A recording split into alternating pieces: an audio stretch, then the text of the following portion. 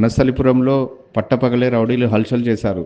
ఒక స్థల వివాదానికి సంబంధించినటువంటి విషయంలో 30-40 మంది కిరాయి రౌడీలు వచ్చేసి ప్రహారీ గోడను కూల్చివేసి లోపల ఉన్నటువంటి టెంట్లు, కుర్చీలన్నీ కూడా విరగొట్టినటువంటి దృశ్యాలు సీసీ కెమెరాలో రికార్డు కావడం జరిగింది. వనస్థలిపురం సాహెబ్ నగర్కి చెందినటువంటి ఓ భూ వివాదంలో అక్కడ ఉన్నటువంటి ల్యాండ్ ఓనర్స్కి, అదేవిధంగా గాయత్రి కన్స్ట్రక్షన్కి సంబంధించినటువంటి కొంతమందికి కొద్ది రోజులుగా భూ వివాదం ఉందని చెప్పేసి కూడా తెలుస్తుంది. దీంట్లో భాగంగానే ఆ బిల్డర్కి సంబంధించిన వాళ్ళు వచ్చేసి ఈరోజు ఈ విధంగా దాడి చేయడం జరిగిందని చెప్పేసి కూడా ల్యాండ్ ఓనర్స్ చెప్తున్నారు. ఇప్పటికే ఈ భూ వివాదానికి సంబంధించి కోర్టులో కేసు కూడా కొనసాగుతున్న నేపథ్యంలోనే కొంతమంది గుండాలు వచ్చేసి ఈ విధంగా ఈ దాడి చేసి కుర్చీలు విరగొట్టి ప్రహరీ గోడలు విరగొట్టడం జరిగిందని చెప్పేసి కూడా చెప్పడం జరిగింది. అయితే అక్కడ ఉన్నటువంటి వాళ్ళని కూడా అడ్డుకోవడానికి ప్రయత్నించినటువంటి ల్యాండ్ ఓనర్ పైన కూడా దాడి చేయడం జరిగింది. ప్రస్తుతం అయితే కోర్టులో వివాదం ఉన్నప్పటికీ కూడా వీళ్ళంతా కూడా కిరాయి రౌడీలను పెట్టి మరి ఈ ల్యాండ్ పైకి వచ్చేసి వీళ్ళపైన దాడి చేయించడం జరిగిందని చెప్పేసి కూడా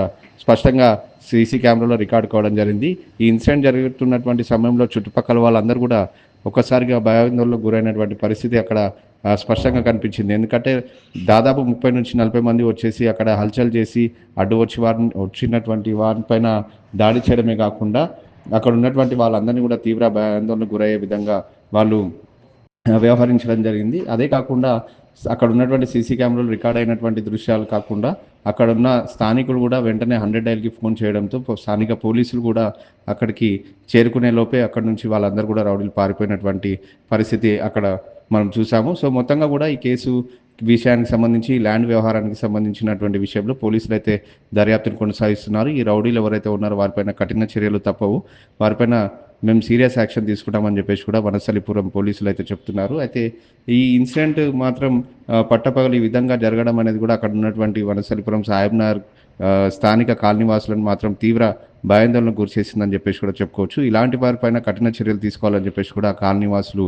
డిమాండ్ చేస్తున్నటువంటి పరిస్థితిని మనం ఇక్కడ చూస్తున్నాం.